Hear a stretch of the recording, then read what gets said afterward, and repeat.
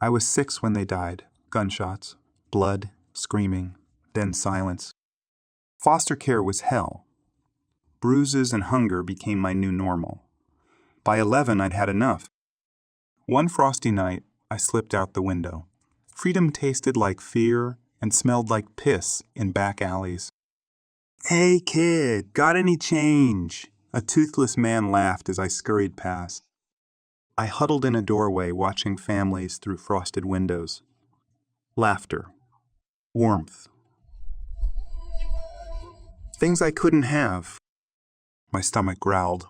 How long since I eaten? 2 days. 3. A cop car rolled by. I held my breath until it passed. "You okay, son?" A man's voice. Kind eyes. I bolted. He didn't follow. Christmas lights blinked mockingly. Happy families. Warm homes. Not for me. I curled up behind a dumpster, the cardboard beneath me doing little to block the cold. Tomorrow, I'd find food. Tomorrow, I'd be stronger. Tonight, I was alone. Always alone. Sleep took me as sirens wailed in the distance. Winter bit harder. My fingers were numb, my stomach a constant ache. I hadn't eaten in days. That's when I saw him, Alexei. Tall, broad-shouldered, radiating warmth.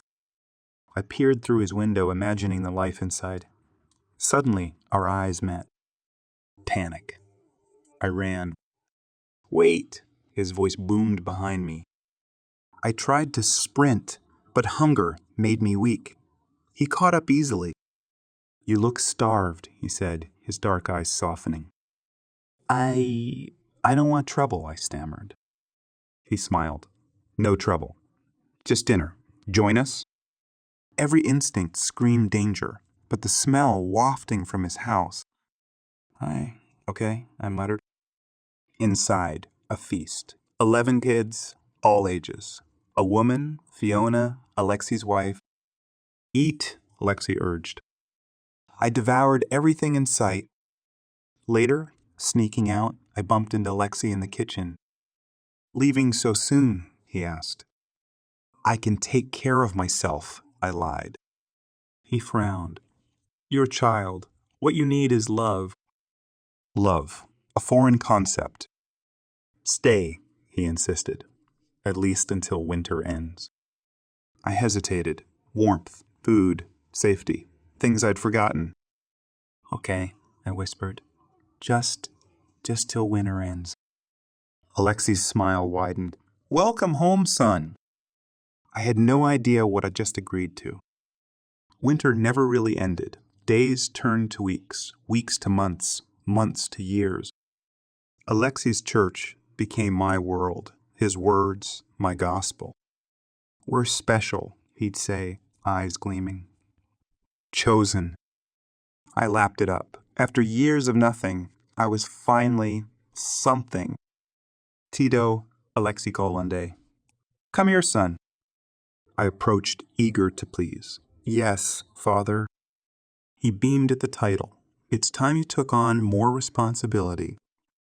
And just like that, I was his right hand. Enforcer. True believer. "The outside world is tainted," he'd preach. I nodded along. "Same. Sex, marriage, an abomination." The congregation cheered. I policed the others, making sure no one strayed from Alexei's path. "You're doing God's work," Fiona whispered, squeezing my shoulder. I felt proud, important, love. But sometimes, late at night, a small voice whispered, "Is this right?" I silenced it quickly. Alexei knew best.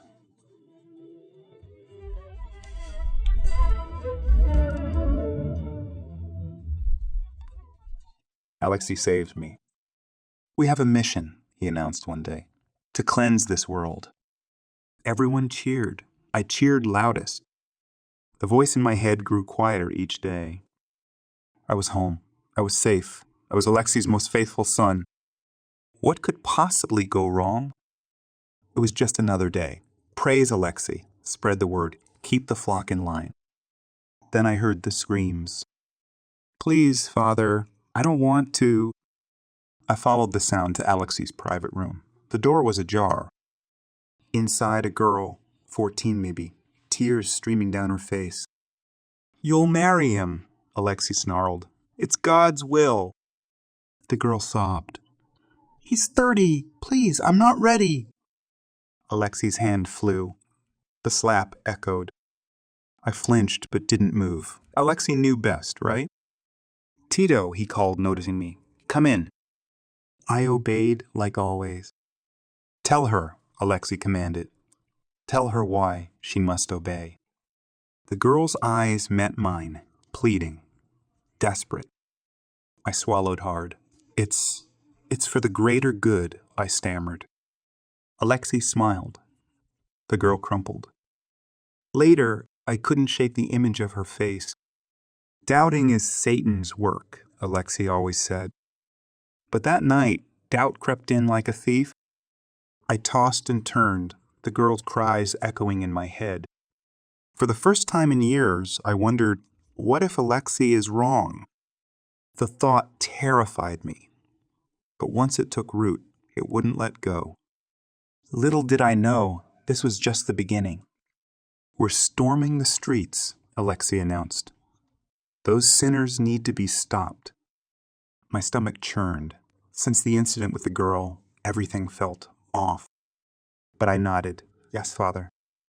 We marched, signs held high.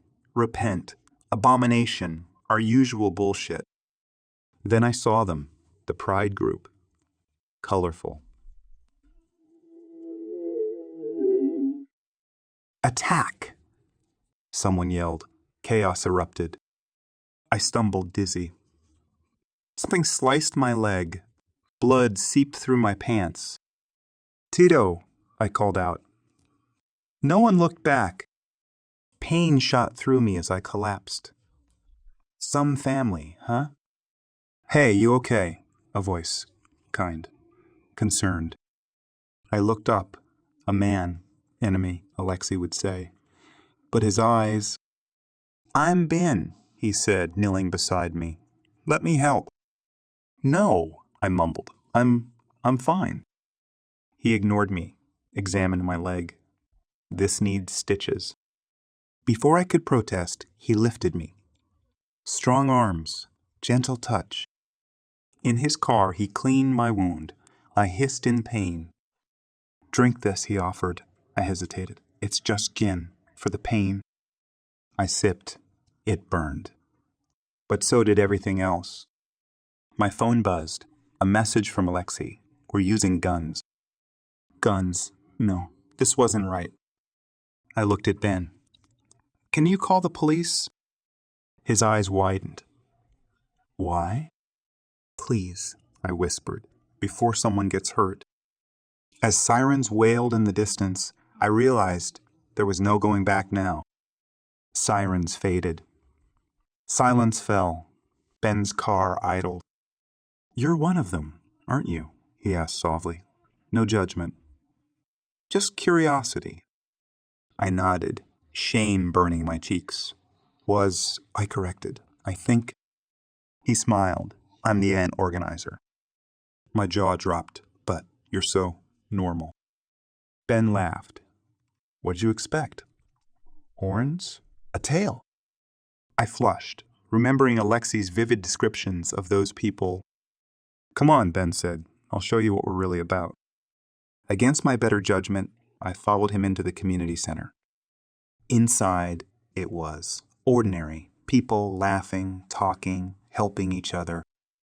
"This is Tyler," Ben introduced. "He was kicked out for being gay." Tyler grinned, offering a handshake. I took it, half expecting. "I don't know what." "And Sarah," Ben continued. "She runs our youth support group." Sarah waved, her smile warm and genuine. Everyone was so kind. Nothing like Alexei's warnings. But Alexei said. I started, then stopped. What hadn't Alexei lied about? Ben squeezed my shoulder. "It's okay to question things, Tito." Question things.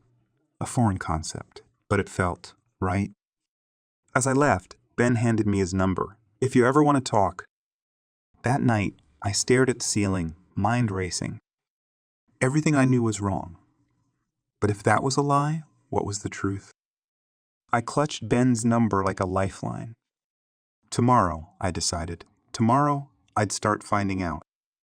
I called Ben the next day, and the day after, and after. Tito, where were you? Lexi demanded one evening. I lied smoothly, spreading our message, Father. He beamed, proud. If only he knew. By day, I was still Alexi's perfect soldier, but nights, those belonged to Ben. Try this, Ben said, offering me a slice of pizza one night. I hesitated. Alexi says, Forget Alexi, Ben interrupted. What do you say? I bit into it. Flavors exploded. Holy shit, I mumbled, mouth full. Ben laughed. See, living alone kill you. But as I spent more time with Ben, I noticed things back at the compound. Hushed phone calls, secret files, large sums of money vanishing from our books. It's God's work, Alexei would say when I asked. But his eyes, they were different now. One night I snuck into his office. What I found chilled me to the bone. Gun shipments, fake passports, plans for mass ascension. My hand shook as I took photos with my phone. Tio!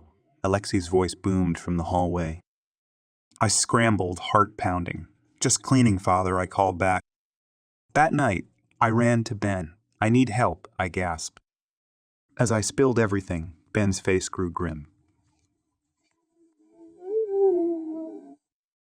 I nodded, terrified but determined. But how?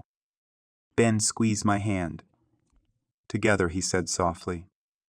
And in that moment, caught between two worlds, I made my choice. We should inform the authorities, Ben said, eyeing the damning photos on my phone. I nodded, heart racing, but not yet.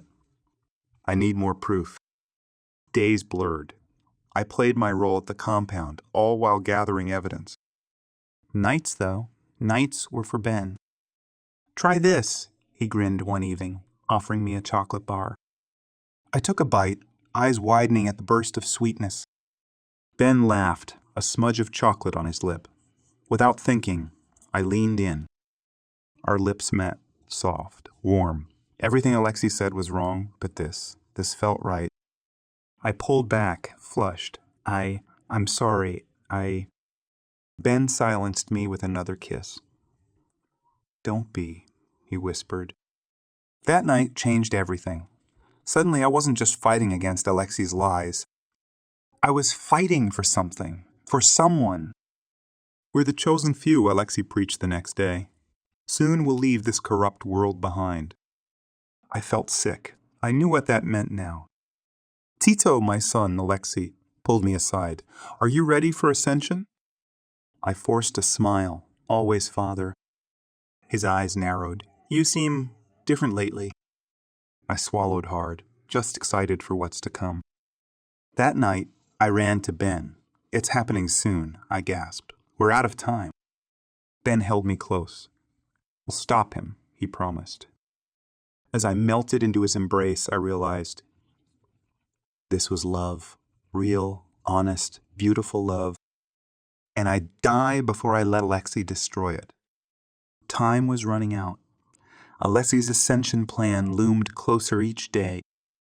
We need to act now, I told Ben, my voice shaking. He nodded, squeezing my hand.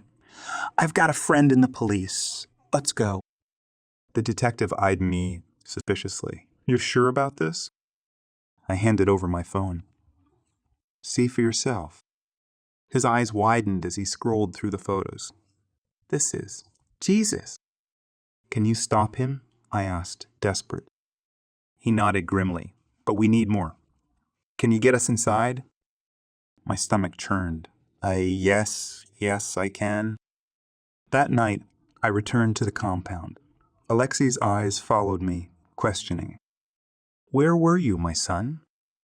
I forced a smile, preparing for our great journey, Father. He beamed, pulling me into a hug. I wanted to vomit. Days passed. I planted bugs, copied files, all while playing the faithful follower. Finally, the night arrived. Aleki gathered everyone in the main hall. "Tonight, we ascend," he cried, raising a cup. "Drink, and join me in paradise." My heart raced. Where were the cops? People raised their cups. Children, eyes wide with trust, lifted their glasses. "Wait!" I shouted, knocking cups from hands. "It's poison!" Chaos erupted. Alexi's eyes blazed with fury. "Traitor!" he roared, lunging at me. Suddenly, sirens wailed. Doors burst open. Police! Everybody freeze! As officers swarmed in, I locked eyes with Alexi, his face contorted with rage and betrayal. For a moment, I was that scared kid again. Then Ben's face flashed in my mind. I straightened my back. "It's over, Alexi," I said firmly. As they led him away in cuffs, I felt a weight lift. It was done. We were free. But as I looked at the confused, terrified faces around me, I realized the real work was just beginning. The aftermath was chaos. Cult members scattered, lost without Alexi's guidance. I stood in the empty compound, surrounded by ghosts of my past. "You okay?" Ben's voice soft and concerned. I turned, burying my face in his chest. "What have I done?" He held me tight. "You saved lives, Tito. You did the right thing." Weeks blurred. Trials, testimonies, tears. Alexi and Fiona sentenced to life. But the others, they needed help, real help. "We can't abandon them," I told Ben one night. He nodded, eyes sparkling. "I have an idea." We used the cult's hidden funds, poetic justice, to expand Ben's lgbtq center. A safe haven. For everyone. No questions asked. Months passed. Former cult members trickled in, broken but hopeful. "You were right, Sarah," one of Alexi's former wives whispered. "Thank you." I smiled, squeezing her hand. "We're in this together now." Ben and I worked tirelessly. Counseling, job training, education. A chance at real life. One day, a letter arrived. "From prison, Alexi." "You don't have to see him," Ben said softly. I shook my head. "No, I need this. For closure." Alexi's eyes were cold when I entered the visitation room. "My son," he sneered. "Come to gloat." I met his gaze steadily. "No, I came to say goodbye." His face twisted. "I gave you everything. I loved you." "No," I said firmly. "He used me. But now I know what real love is." I stood, turning to leave. "Goodbye, Alexi." His shouts followed me out, but they held no power anymore. Outside, Ben waited. "You okay?" he asked, taking my hand. I nodded, feeling lighter than I had in years. "Yeah, I'm free." We walked away hand in hand, towards our future, towards hope. The past was behind us, but the best was yet to come. And this time, I was choosing my own path, with Ben by my side,